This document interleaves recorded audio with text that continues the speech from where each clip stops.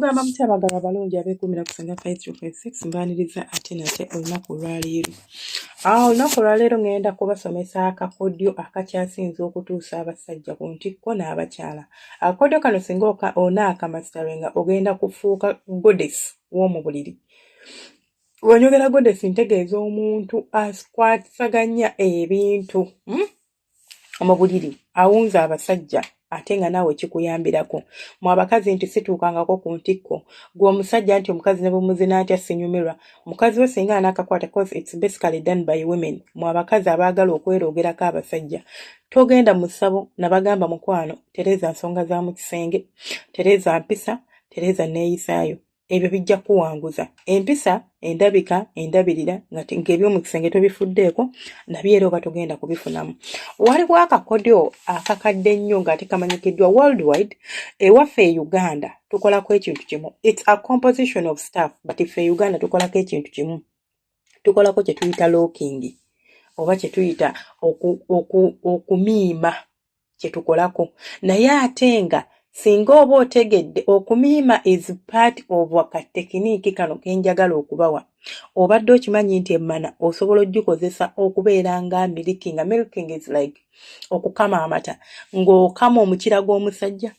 Obadde okimanyi nti osobola okumasaajinga omukira gw'omusajja ng'okozesa mmanayo nga tokozesa ngalo nga tokozesa naye ng'omukira guli munda naye ng'awulira ng'omuntu gwe baweebweta gwe bakola masaaji.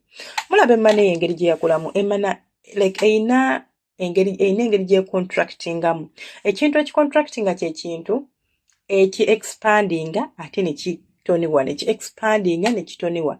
So emmana eyo eyina engeri gye contractingamu nti esobola okugripping oba okukwata omukira gw'omusajja singa oba omasterinze bwe tukikola.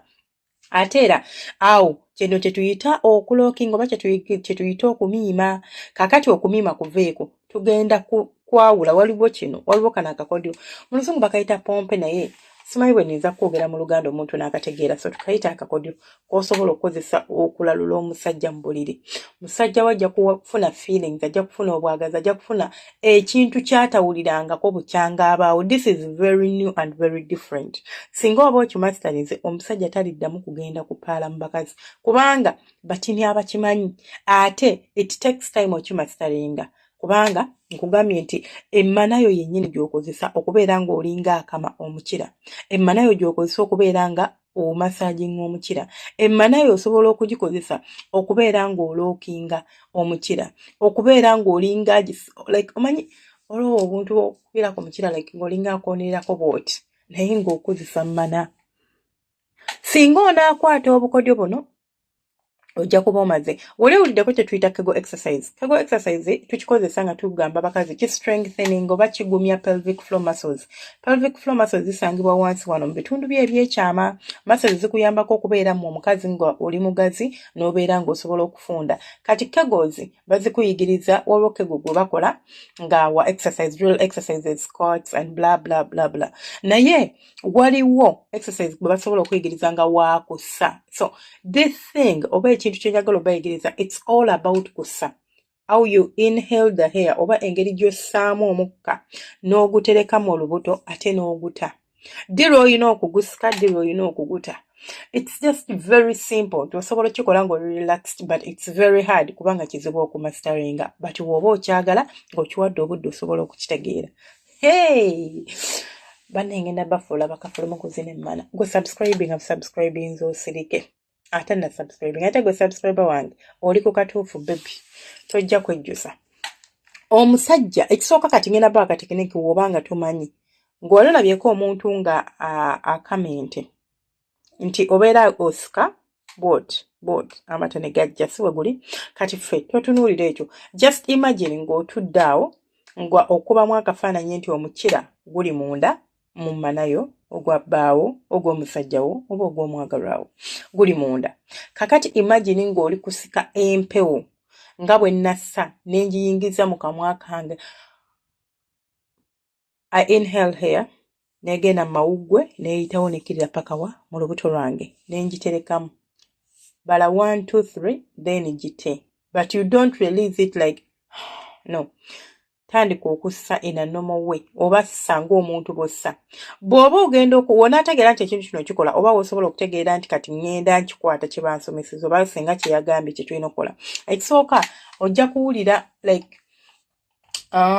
kana akagumba bakayita batya olaba lino eggumba ly'emabega lino eno nga likkiridde ddala olwo katuyita tailbone kana akali eno ddala eno wansi kubanga kagenda ddala eno ng'akabina we gatandikira awo okawulira akagumba ko nga kalina engeri gye keesikamukko kati olina engeri gy'owulira like you feel it in your back tikagenda kwekaaka tikagenda kola ki but there is something you feel ako nene eno mu manene waliyo akagumba akalala ketuyita pubic bone kali awo wansi awo nako oba ojja kukola ki ojja kafiiringa awo ojja kutegeera nti ki senga byansomeseza ngenda mbikwata osobola ki practicinga mpola like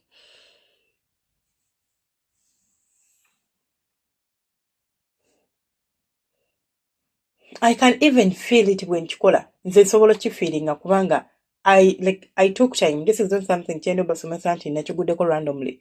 I've been practicing this for a month. Chobola mbagambye nti olina okubanga oli mugumiikiriza and it depends. Tekiyinza okutwalira ebbanga okuyiga gwe nekikutwalira ebbanga okubeera ng'okola ki I mean gwe nekikutwalira ebbanga tini okubeera ng'osobola okukikola oba ng'osobola okuadaptinga oba okutegeera engeri gye tukikwasaganyamu. So kola ki sa mu mbeera bwetyo then bw'omaliriza woba oyagala okukigezesa ku musajja ogenda kusooka oyiga akakodi ako nga tonnaba kuyiga birala kubanga osobola tulina akakodi akalala ke tukozesa okunyiga omukira like okusqueezinga omukira oba kitegeera n'ogunyiga ng'ogunyigira mu mmana ng'olinga ogunyonyoogera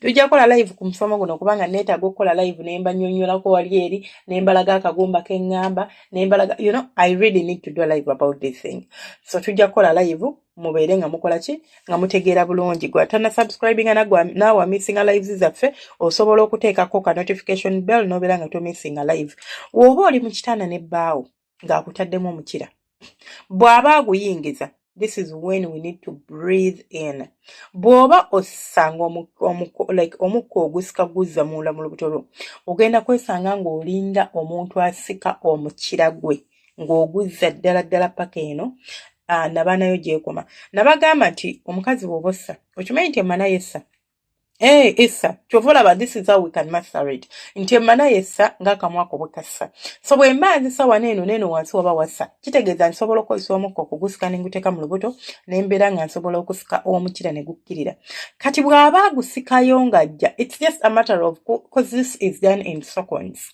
it's not dakiika no teri muntu gwengenda gamba nti size eddakiika maama omukira okuyingira gukuyingirira ddakiika no it's so simple era nga bw'aba agusikayo then jjukira wano bw'obanga gwagusika yes aba ayingira naye ng'omusika kitegeeza tagenda kuyingira ku peesi gy'alina okuyingirirako era ajja kuwulira nti waliwo ekikola ki ekimusika awo tukola ki tukama which is called milking tukama ajja gusika tugenda gusika nga tuguzzawa wansi paka ku mumwa gwa nnabaana oba paka ku cervix w'eri then bw'aba asikayo this is when gwe lw'olina okussa in a normal way kitegeeza gugenda kubeera nga gwagupushinga okufuluma then era like you repeat the same thing bw'onaamala omumastering ekyo tujja kutambula tetulaba obukodyo obulala kubanga mbagambye tusobola okunyiga omukira tusobola okuguzannyisa nga guli eyo munda tusobola okuguwaka massage nga guli munda mu mmana ebisingakawo tugenda kubeera tubikola ku live because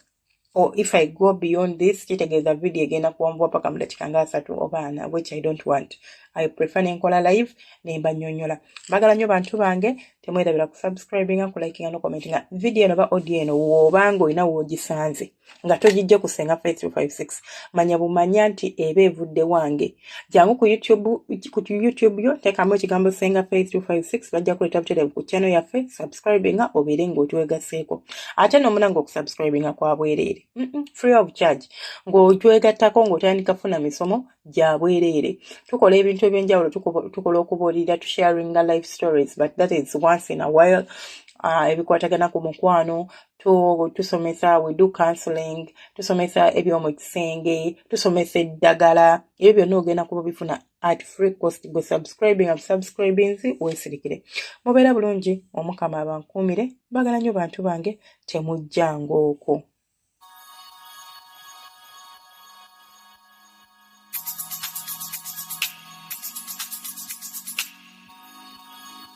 Yeah, yeah.